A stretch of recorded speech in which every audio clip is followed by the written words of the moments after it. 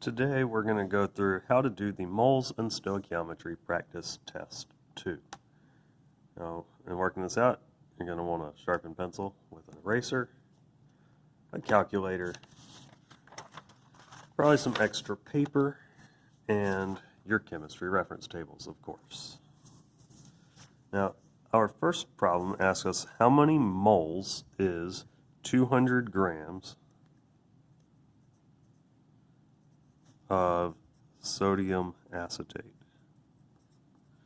So in this problem, we're just trying to go from grams to moles. So we will take grams and put them on the bottom. We'll put moles on the top, where 1 mole equals the mass in grams of sodium plus carbon plus hydrogen plus oxygen. So we'll take sodium times 2, just sodium, 22.99 plus carbon times 2 plus hydrogen times 3 plus oxygen times 2. And that mass comes out to be 82.03. So now we just take 200 times 1 over 82.03, and we get 2.44 grams. Problem number 2 says if we have 2 moles of sodium oxide, how many grams do we have? So we're starting with 2 moles, and we're trying to go from moles to grams. So moles will go on the bottom, and grams will go on top, where 1 mole equals the mass of sodium times 2 plus the mass of oxygen, which is 61.98. So we just take 2 times 61.98 over 1, we get 123.96 grams. Number 3 says if we have 155 grams of potassium carbonate, how many molecules do we have? Well, in this problem, we're starting with grams, so grams will go on the bottom. We're trying to find molecules. We cannot just go directly from grams to molecules. Our first step is to take whatever we start with and get it into moles. The second step will allow us to take our moles and turn them into molecules.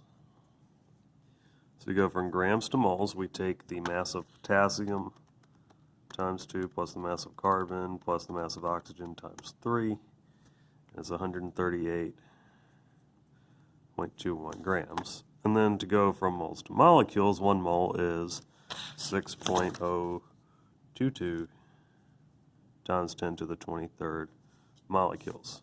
So we take 155 times 1 over 138.21 times 6.022 times 10 to the 23rd over 1. I'm getting 6.75 times 10 to the 23rd molecules. Number 4. If you have 1.3 times 10 to the 23rd molecules,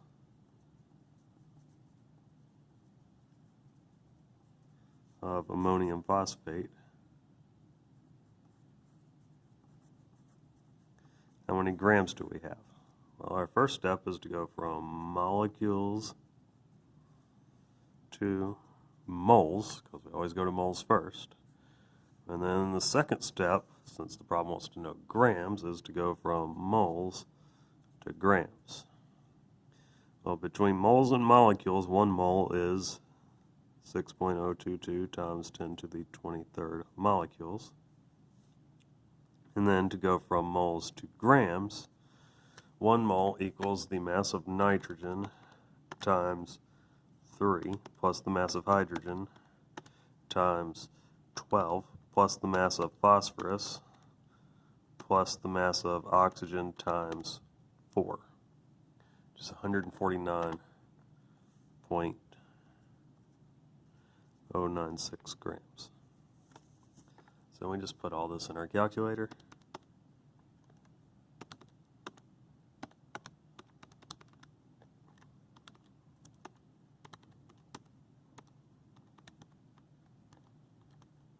I'm getting 32.2 grams.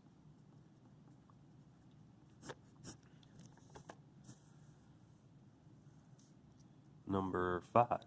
If we have 1.5 times 10 to the 23rd atoms of chromium, how many moles do we have?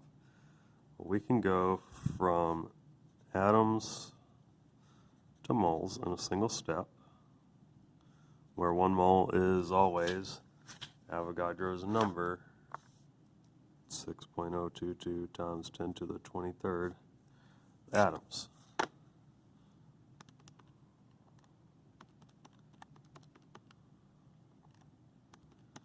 We get 0.25 moles.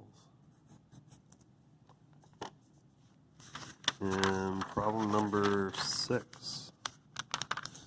It asks, what is the percent composition of silver nitrate? So for this, we can find the percent silver, the percent nitrogen, and the percent oxygen. Our first step is to figure out what the molar mass is of silver nitrate. So we're going to take the mass of silver plus the mass of nitrogen plus the mass of oxygen times 3. And it's 169.88. So the molar mass, 169.88. Then, for our percent silver, take the mass of silver, 107.87, divided by 169.88 times 100. For nitrogen, we take the mass of nitrogen, divided by the 169.88 times 100. And for oxygen, we take the mass of oxygen times 3, because there are 3 oxygens in there, over 169.88 times 100. When you work this out, you get a 62.99% silver, 8.25% nitrogen, and 28.26% oxygen. And number 7 says analysis of a compound shows it's 26.67% sulfur, 53.33% oxygen, and 20% magnesium. Determine its empirical formula. So the first step is to pretend we have 100 grams of the compound, so all of these percents are essentially grams. So it's 26.67 grams of sulfur, 53.33 grams of oxygen, 20 grams of magnesium. Then we will convert these grams into moles.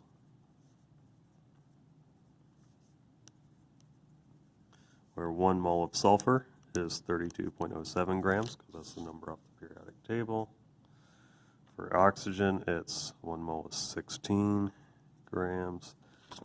And for magnesium, 1 mole is 24.31 grams. When we work this out, we get 0.83, 3.33, and 0.83 moles. So our next step is to divide everything by the smallest number of moles, which is 0.83. Both of those are 1, and 3.33 divided by 0.83 is 4. So I'm getting SO4Mg, which is probably just the compound magnesium sulfate.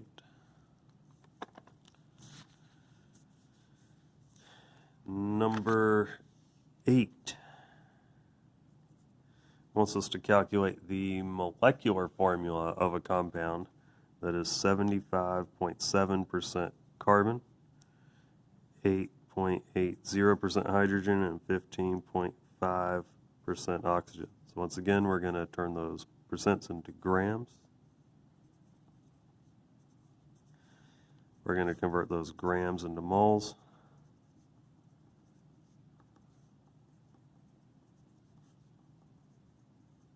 Using the numbers off the periodic table.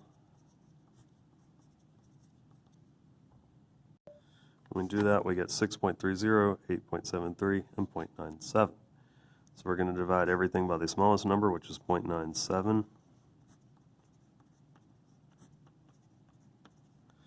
So 6.3 over 0.97. That comes out to be basically 6.5, 6.5. 8.73 over 0.97 is 9, and that's 1. Well, we can't have decimals here, so we're going to need to double everything, and we're going to get 6.5 times 2 is 13, 18, and 2. So that's C13, H18, O2. Then it says that our compound has a molar mass of 206 grams per mole. So now let's see what our molar mass is here. So we're going to take the mass of carbon times 13 plus the mass of hydrogen times 18 plus the mass of oxygen times 2. And lo and behold, that comes out to be also 206. So this is both our empirical and our molecular formula. Had this number come out to be something smaller than 206, we would take 206 divided by the molar mass of the compound, and we would get some integer value that we would multiply everything by. Problem 9 is a hydrate problem. The first thing to know is that iron 2 chloride is FeCl2. So, in solving this problem, if you have 2 grams of hydrated iron 2 chloride, and after heating it you get 1.27 grams of the anhydride, that means we have 1.27 grams of the FeCl2 that doesn't have water in it. And then we also add some grams of water. And the amount of water is going to be the 2 grams we started with minus the 1.27 grams we're left with. So it's 0.73 grams of water were lost. We're then going to turn those grams into moles.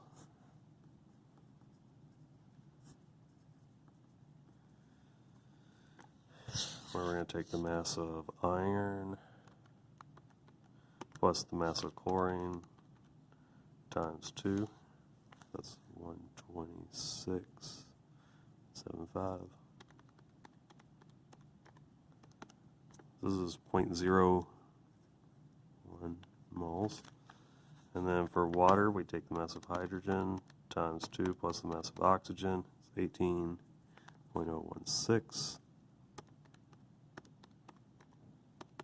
That comes out to be 0.041 moles. So we divide everything by 0.01. So this is FeCl2, and that's going to be a tetrahydrate. Number 10. Now we're into some stoichiometry problems. And this one is wanting to know how many grams of NaCl can be produced from 3.5 times 10 to the 23rd molecules of chlorine. So we're starting with 3.5 times 10 to the 23rd molecules of Cl2.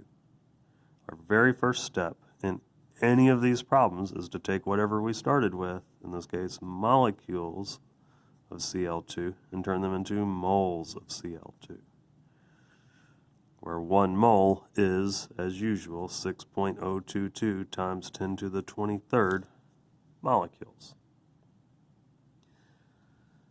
Now that we're in moles, we can switch compounds.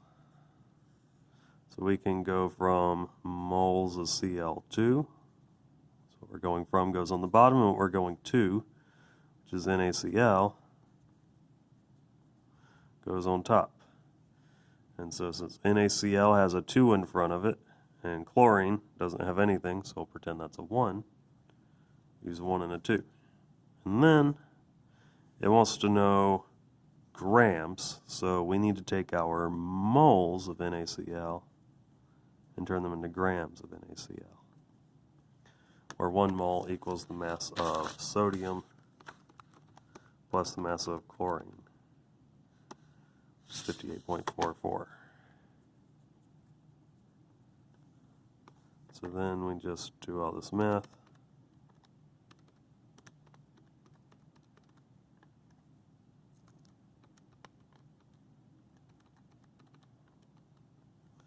And it comes out to be 67.9 grams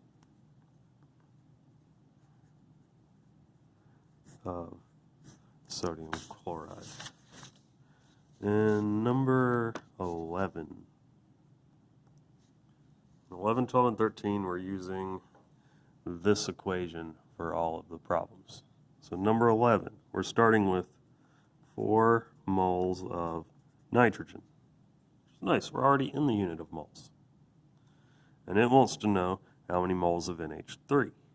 So since we're already in moles, we can switch compounds from moles of nitrogen to moles of NH3, where 1 mole of nitrogen makes 2 moles of NH3. So then we just multiply this out. 4 times 2 over 1 gives us 8 moles of NH3. It's a real simple problem. And number 12, if we're starting with 19 grams of nitrogen and we're trying to find molecules of hydrogen. Well, first, we need to take these grams and get them into moles. We're going to take our grams of N2 and get them into moles of N2. Once we get into moles, we can then switch compounds. We can go from moles of N2 to moles of H2. And then the problem wants the answer in the unit of molecules. So we'll tack on an extra step where we go from moles of hydrogen to molecules of hydrogen. Now I got to figure out the numbers. Well, 1 mole of nitrogen equals the mass of nitrogen times 2, because it's N2, so that's going to be 28.02. In the step where we switch compounds, we look at the formula. The equation, nitrogen has a 1, hydrogen has a 3. And then to go to molecules, 1 mole is 6.022 times 10 to the 23rd molecules. So we plug that into our calculator.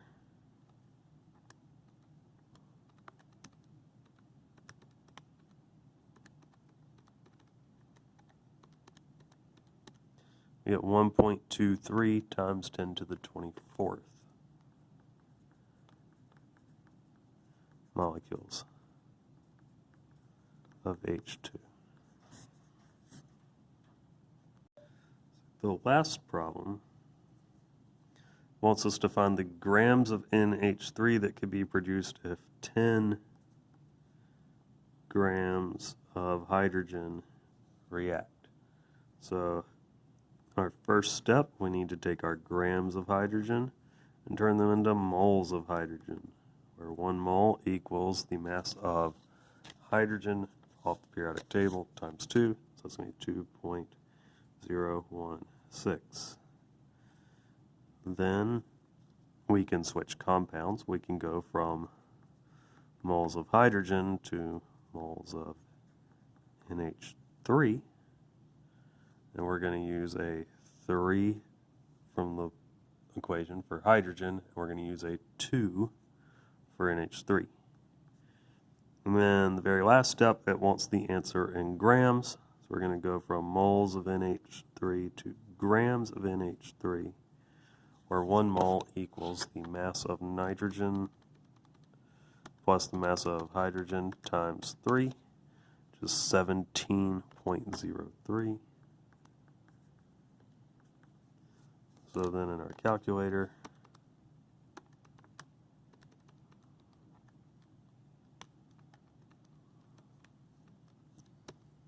we get 56.3